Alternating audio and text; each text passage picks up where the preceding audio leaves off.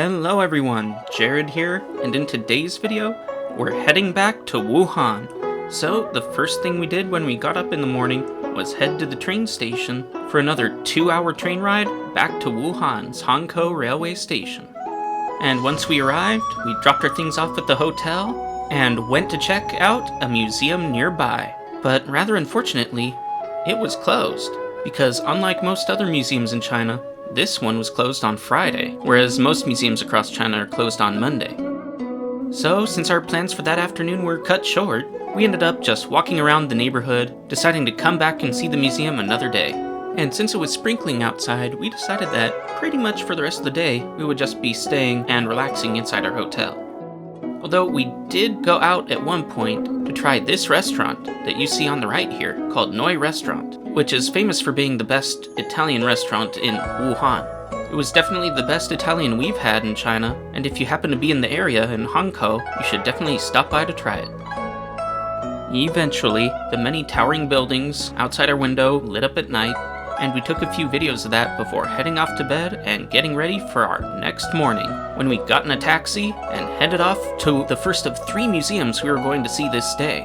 The Hubei Provincial Museum, across the other side of the river in Wuhan's Wuchang district. The ride was only around a half hour long, and once we got to the museum, we waited for only around 20 minutes before we were able to go inside. So if you plan on going, definitely make sure you arrive here early, because you want to be one of the first people inside these doors.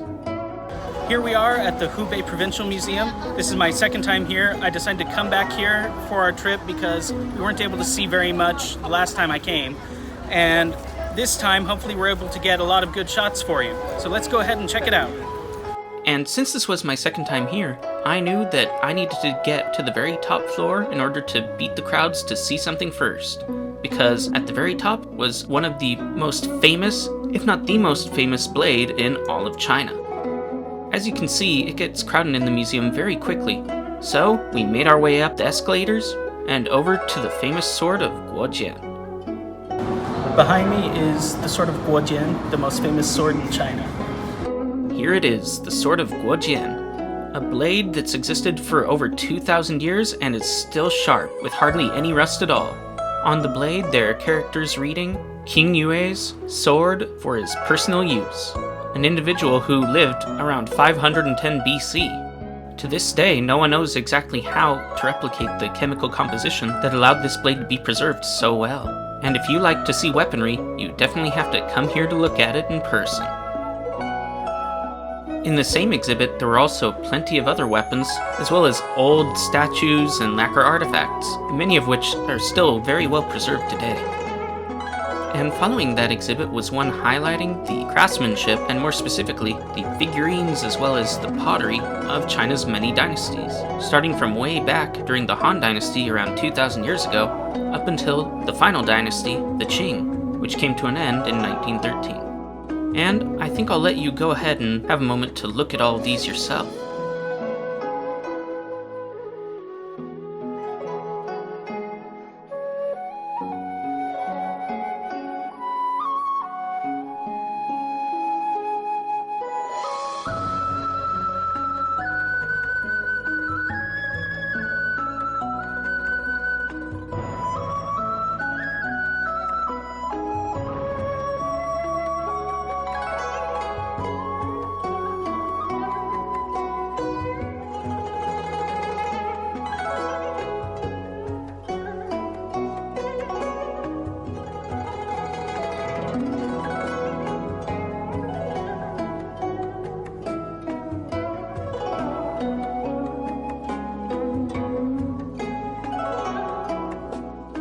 So, what do you think of all that? If you thought that was good, then this next section's even better, because this one highlights the apparel, gold, and jade worn by the imperial family of the Ming Dynasty from 500 years ago, as well as a few golden tools of their daily lives. Here's a little peek of what those look like.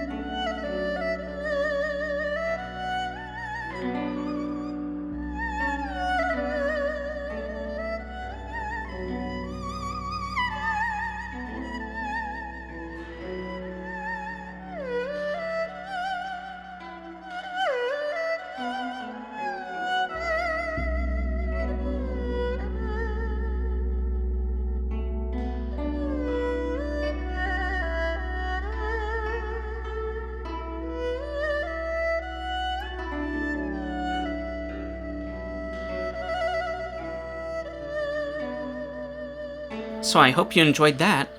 But that wasn't the true highlight of the museum. The actual highlight is this place, Marquis of Zheng's exhibit, an individual who lived in the Chu Kingdom prior to China's first dynasty over 2,000 years ago. After waiting a short bit in line to go into the exhibit, we were able to see a layout for how the tomb originally was found after being discovered in 1977. This is by far my favorite part of any museum in China, with perhaps the exception of the Ebony Museum. And by looking at some of these artifacts, I hope you'll be able to see why. Starting first with a highlight of all these various lacquerware items.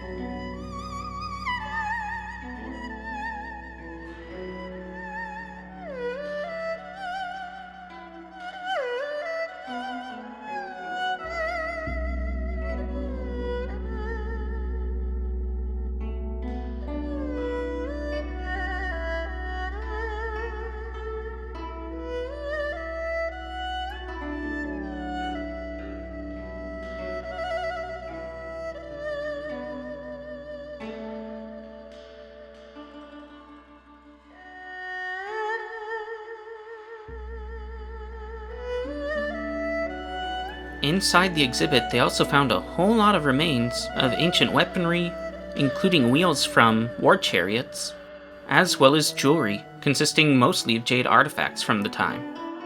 There were also a few gold wares found here as well, and it's really incredible to see the kind of craftsmanship that existed nearly 2,500 years ago.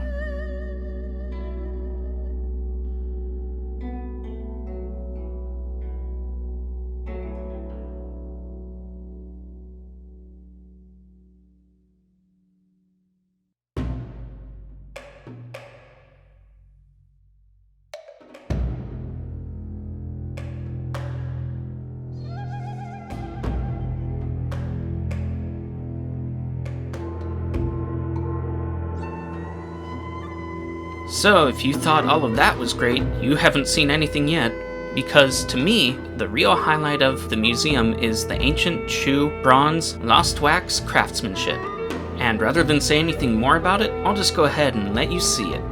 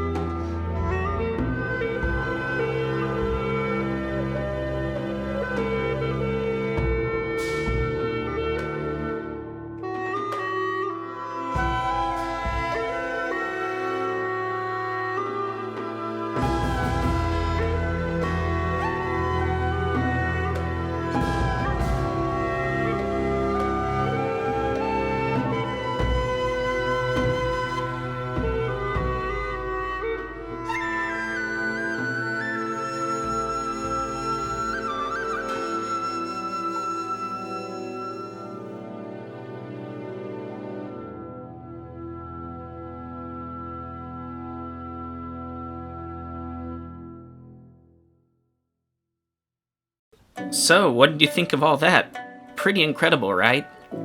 The last section after that was all of these ancient lacquered instruments, such as the pipa, the flute, and pan flute.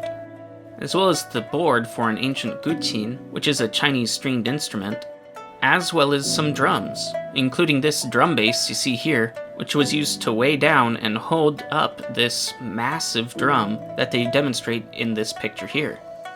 But there was one instrument that was found inside of Marques's tomb that was unlike any found anywhere else on the planet. So, what am I talking about? I'm talking about this right here, known as the 64 Bianzhong bells, all mounted together on an elaborate framework, which requires a cast of at least 5 members to be played, with each bell producing 2 distinct tones, depending on where they're struck. If I'm going to remember anything from my time spent at the Hubei Provincial Museum, it's definitely going to be this, as well as those lost wax bronze artifacts that you saw right before this.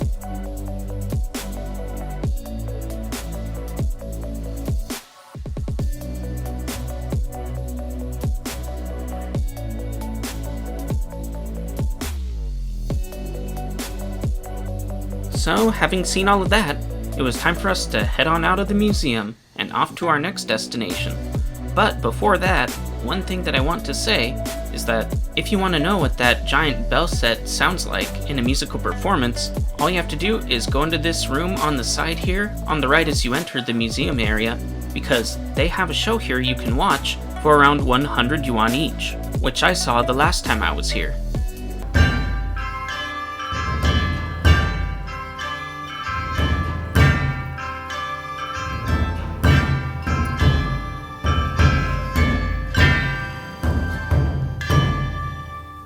And with that, our video today is coming to an end. So I hope that you'll come back next time when we head to our next museum this day, the Hubei Museum of Art, where we get to see a wide variety of sculptures, crafts, paintings, and more. So, until next time. Thank you again for watching this video. Please give it a thumbs up and subscribe to the channel if you have not already done so. Also, please share this channel with others so we can make the channel grow together as I continue to put out more videos.